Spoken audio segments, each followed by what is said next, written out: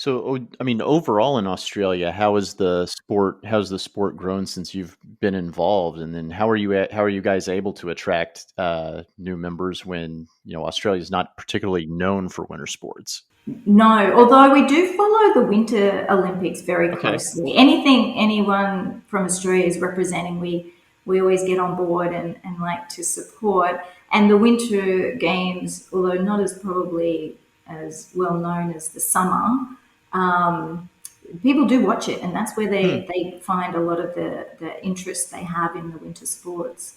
Melbourne, of course, has met a lot of the winter sports active anyway because that's the nature of the location. It's Hmm. got lots of good skiing and those sorts of things.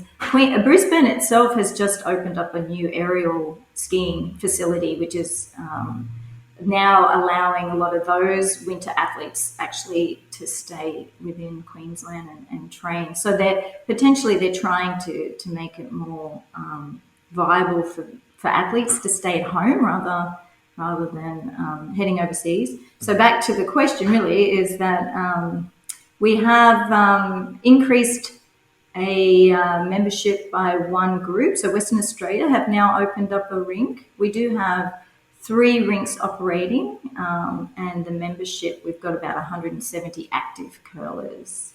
So we have actually going to the rinks. We do have, of course, COVID being an issue has prevented the growth a little bit in some states.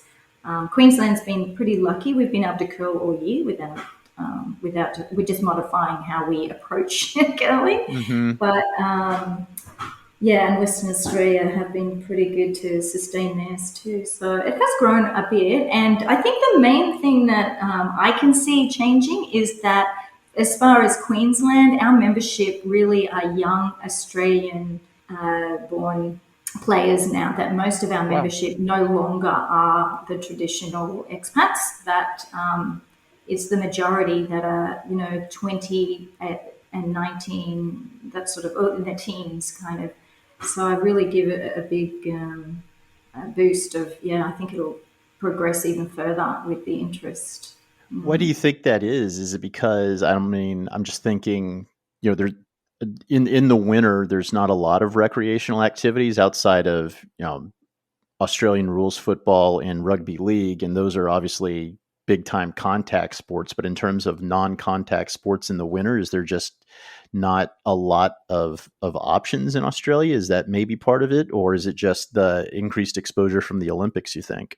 Well, I think it's more the exposure from the Olympics. I think people who don't like the traditional football or have tried it and it's really not for them, they've like to try something different that they might be able to play or get involved in more and have more options of progressing through the different levels. So they see it as a good way to maybe one day represent Australia, and that's always a great option for them.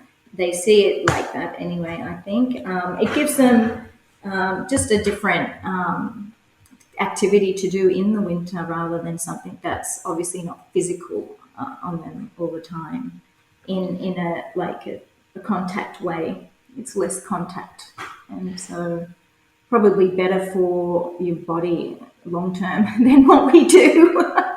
And it allows you to be a little bit more social. I mean, that's my favorite. Yeah. I don't know about you, but that's my favorite aspect of the game is the social aspect. Well, I wouldn't have known that there was such a big, strong social aspect until I had been going overseas and done many Oh, bonspiels really? and done competitions. Because here it's on a Wednesday night, really late, Mm, and that we're in, we're out, and they don't open the bar here. I know it's different in other states, probably, but unfortunately, I think that's one of the things that isn't such a good thing here is that we don't have that social really? aspect. So we always encourage them to go to any competitions to see exactly what would be a traditional curling venue and sort of thing.